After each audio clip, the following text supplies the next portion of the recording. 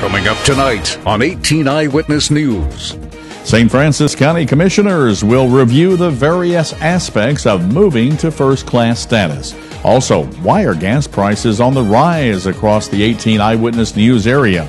Plus, the Missouri State Highway Patrol gives folks a choice on Friday: click it or ticket. All of these stories and a taste of spring. Will winter temperatures return on Friday? We'll find out. News, sports, weather. This is 18 Eyewitness News.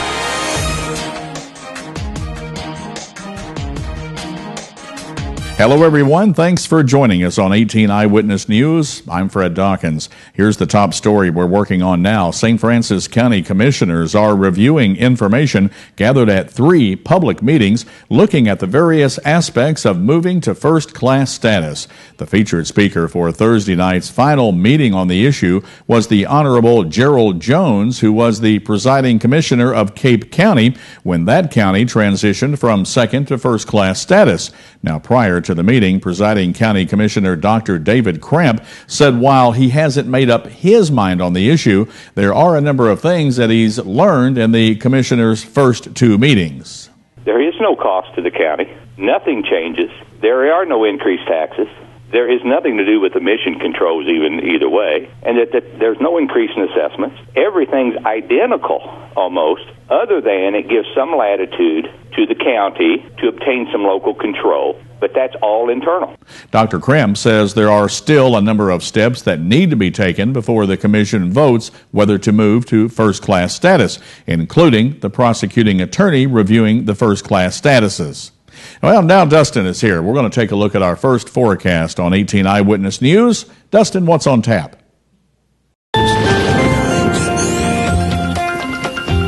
It's mild out there right now here in southeast Missouri. Temperatures are in the 40s and 50s. Right now in St. Louis, we have a temperature of 47. Here in Farmington, 50 degrees. Marble Hill, 50. 51 in Cape Girardeau, and 48 right now in Fredericktown.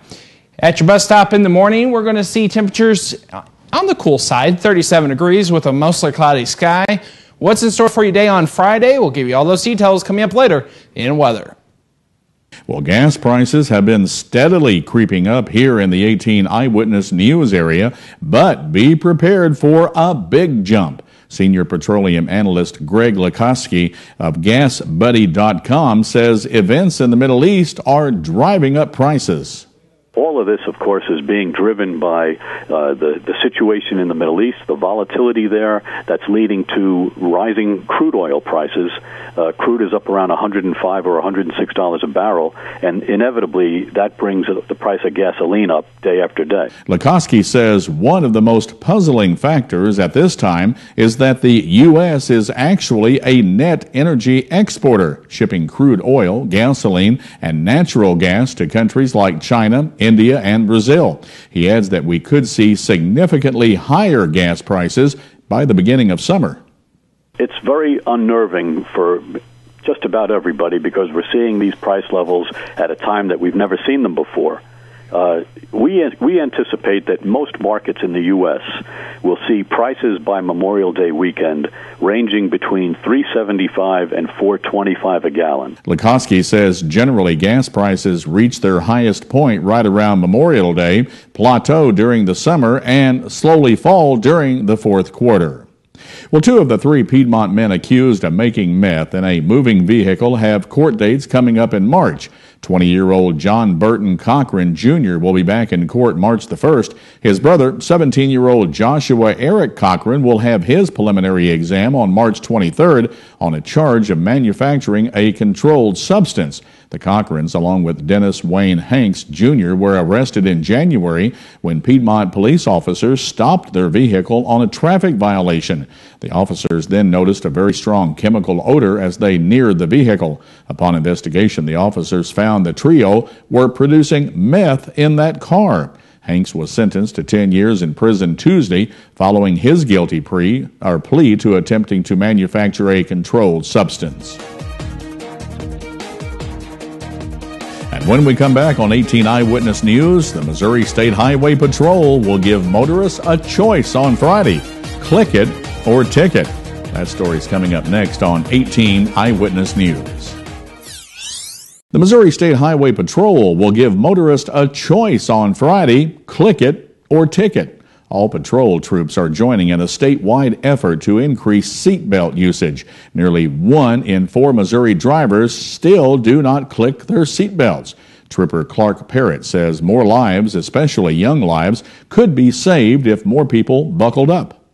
Right now, Missouri is toward the bottom end of seatbelt usage among our teenagers, and that is something that we really want to try to raise the awareness of and get people, to just buckle up and make sure that they're wearing their seatbelts and get home safe. And we're just losing too many people because of traffic crashes. And if people would start wearing their seatbelts more, that we would see our numbers, decline. Trooper Parrott notes while fatal accidents in Missouri have dropped by 37% in the last 5 years, still 7 out of 10 Missourians killed in traffic crashes are unbuckled. A Greenville man will be back in Wayne County Circuit Court on March 27th. Floyd Duncan Sr. waived the reading of charges during his arraignment on Wednesday. Duncan is facing charges of assault in the first degree and armed criminal action. Now, according to the probable cause statement, Duncan is being charged with stabbing Kelly Smith with a knife back on January 21st. If convicted on the assault charge, Duncan could receive a prison sentence of 10 to 30 years. The armed criminal action charge carries a minimum sentence of 3 years in prison. The U.S. Postal Service will close its mail processing and distribution center in Cape Girardeau this year. This move is part of a broader cost-cutting measure. The Postal Service plans to move the work from the Cape Girardeau Center to a site in downtown St. Louis. No date for that move has been set. Closing the Cape Girardeau facility will cut about 71 positions. However, some transfer opportunities will be available. The Postal Service says the closings won't affect its retail or business mail units in Cape Girardeau. And when we come back on 18 Eyewitness News, a drug epidemic is taking hold in some unusual places and claiming some unlikely victims. Don Arnold has the details on its staggering cost next in today's Your Health segment. But right now, Dustin is in our 18 Storm Tracker Center, and he's checking our forecast. He'll have that coming up on 18 Eyewitness News.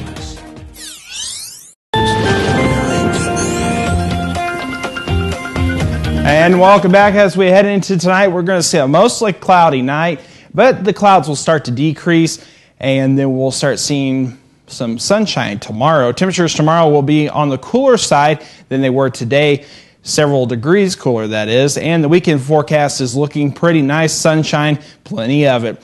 Here in southeast Missouri, temperatures are in the 50s. Some areas are even in the 40s. 48 right now in Fredericktown, Marble Hill at 50, 51 in Cape Girardeau, 50 right now in Poplar Bluff, 47 in St. Louis, and 44 right now in Rolla. Factor in the wind. We do have a little bit of a wind chill out there right now. 39 up in St. Louis. Rolla right now at 35, 42 in Ironton, 41 in Piedmont, down in Poplar Bluff, 44 degrees. Here at the station, we have a temperature of 50 degrees. Feels like 41 because of that west wind at 23 miles per hour, which is gusting at 30 right now. It is pretty much partly to mostly clear skies right now. As we head into our dew point, 30 degrees is a current dew point. Humidity right now at 46%. Tomorrow's forecast is not looking too bad. Temperatures are going to be much cooler than they were today. We're going to see sunshine, temperatures in the 40s. Today we saw temperatures in the 70s. It was pretty nice out there today. Forecast lows for this evening, we'll see temperatures in the 30s, 37 up in St. Louis as well as in Ironton, 36 in Ellington, 34 over in Rolla, 36 in Fredericktown, Marble Hill tonight, a low of 38. Tonight's forecast, low of 35. We'll see a partly to mostly cloudy sky early and then decreasing in most areas. It's going to be very windy, 35 for your overnight low with west wind 15 to 25 miles per hour, which will be gusting up to 40. So it's going to be pretty windy tonight. Tomorrow it's going to be pretty windy as well. 49 for your overall high with a partly sunny sky. Northwest wind 15 to 20 miles per hour, gusting at 30. As we head into the next several days, into the weekend, it's looking nice, not too bad. 45 for your overall high in southeast Missouri on Saturday with partly to mostly sunny sky. Mostly sunny on Sunday with a high of 56. That's your pick day for the weekend. As we head into Monday, partly sunny skies, 52. Tuesday looking like we can see some rain here in the area. Showers here and there. High of 48. 48 for the next several days into Wednesday and Thursday with more sunshine. Then another check of your weekend forecast. It's an important one. 45 degrees on Saturday with a mostly sunny sky. 29 for overnight low. 56 on Sunday with mostly sunny skies. That's a check of your Storm Tracker weather forecast. Fred, back to you. Great forecast, Dustin. Let's hope things hold true. And now Don Arnold is here with tonight's Your Health. There is a drug epidemic sweeping this country, but this one isn't being played out in our inner cities. A new study shows that this one is taking hold of our medicine cabinets. With more on the latest numbers and what you can do to protect your family, here's Clark Powell. Nearly 2,000 times a day, every day, someone in this country is rushed to a hospital for a drug-related poisoning. They are victims of a drug epidemic unlike any other before in this country, and a new study is adding up its staggering costs. That almost 700,000 people are treated in hospital emergency departments each year for drug-related poisoning, costing $1.4 billion in ED charges alone. Dr. Gary Smith led the study at the Center for Injury Research and Policy at Nationwide Children's Hospital. He says, unlike other epidemics, this one isn't playing out in our cities, but is poisoning people at a rate 3 times higher in rural areas. Misuse of prescription drugs by adults is the main cause of the epidemic, but Smith, who was also a professor of pediatrics at Ohio State University, says children are at risk too. Children 5 years and younger was the age group that had the highest visit rate to the emergency department for unintentional drug poisoning. Children like 3-year-old Ethan Woodcox. He came into the room and said that his mouth was hot. And my husband and I just thought that it was Valentine's candy, the cinnamon hearts, fireballs. What actually happened was Ethan climbed up this bookshelf and ate a handful of his brother's prescription medicine, a scene that is more common as more prescriptions than ever are written. From 1997 to 2005, sales of painkillers made with oxycodone shot up nearly 600%. Sales of methadone are up more than 900%. And after a scare with her child, Lisa Woodcox has made some drastic changes. We now have a lockbox and a key. The key is kept in a separate place from the lockbox, and all the prescription medications are kept inside the lockbox. Good advice considering how common these drugs are and how easy they are to get. At Nationwide Children's Hospital, this is Clark Powell reporting. In addition to painkillers, medicines for psychological conditions are also posing a risk. The number of prescriptions for antidepressants have doubled since 1996 to nearly 30 million a year. Experts say you should put your medicines under lock and key. If you have any leftover pills, crush and mix them with noxious materials like coffee grounds and throw them away. Coming up in today's Your Life segment on 18 Eyewitness News, Money reporter Stacy Johnson warns us this isn't the only tax season, it's the tax scam season. And coming up in sports, Kansas head coach Bill Self does not expect to see Missouri on his schedule after this year. Cardinals manager Mike Matheny names his closer, and the Rams consider how to use the number 2 position in this year's NFL draft. These stories coming up in sports on 18 Eyewitness News. This is 18 Eyewitness News, Sports. Personal as the Missouri-Kansas rivalry has become through its Civil War roots and century-plus of athletics clashes, Kansas's rationale for dousing MU's wish to extend it after Missouri deserts the Big 12 is not personal at all. Kansas head coach Bill Self points the finger at those above the players and coaches. Quote, their administration with the support of whoever made the decision. And they knew when they made the decision that this was going to be something that could affect the future of the relationship, end quote. Because Kansas considers the context and basis of the rivalry fundamentally changed, the school's bottom line means that the series will die after the third-ranked Tigers game Saturday at number 4 Kansas, the 267th between them in men's basketball. After Ryan Franklin's blow-up as the Cardinals closer last year, Tony La Russa used a number of relievers in the role before finally settling on Jason Mott. However, he never gave Mott the title of closer. New Redbirds manager Mike Matheny, in recognition of Mott's work from last year, has named the 29-year-old right-hander as his closer. In Mott's latest bullpen session, he flashed that same economical delivery and explosive velocity that won the 9th late last season. This spring, he has been able to maintain a grip on a hard breaking ball that pitching coach Derek Lilliquist said was the breakthrough last summer. Mott also mixed in some changeups, but unlike previous springs when a new pitch was a priority, this year it's a luxury. Will the Rams trade down or stay put? And if they stay at number 2 overall, will it be wide receiver Justin Blackmon from Oklahoma State, offensive tackle Matt Khalil from Southern California, or a wild card pick? The draft is still 2 months away, but the Rams have those questions and more this week at the NFL Scouting Combine in Indianapolis. Over the next 6 days, preliminary trade discussions may take place at the Combine with quarterback-needy teams about trading down from number 2. No matter what, the Rams will take a long look at Blackmon and Khalil. And the loss of forward Jamie Langenbrunner to a broken foot for the next month will force Blues coach Ken Hitchcock to juggle his line combinations, and for the time being, he will use Vladimir Sobotka on the top unit. Sobotka has netted just 3 goals and 17 points this season, but Hitchcock believes he's a good fit. Quote, he's one of those guys that's an underrated player, kind of a glue guy for the hockey club. He fits the way we play. You're trying to build a work ethic, and you're trying to build an edge to your game, and he's a tough little guy, end quote. Sobotka steps up to the top line with only 1 goal in his last 30 outings, but he was a plus 13 and ranked 4th on the club with 110 hits. And that's a look at sports. We'll be back with your life segment right after this on 18 Eyewitness News. I'm Stacy Johnson. This time of year, kind of taxing, and even more so if you get taken in by a scam. Things to watch for before you file those taxes. Just ahead on Money Talks News.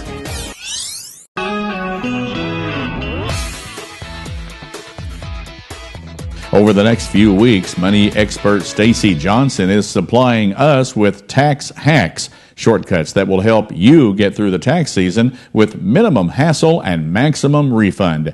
Today, he's warning us about some popular tax-related scams. Well, it's that time of year again. Time to pull out the forms, receipts, and calculator. But this is also the time of year when scam artists are calculating how to separate you from your money by using income taxes. For example, the IRS is never going to send you an email asking for your personal information. And beware of accountants bearing gifts.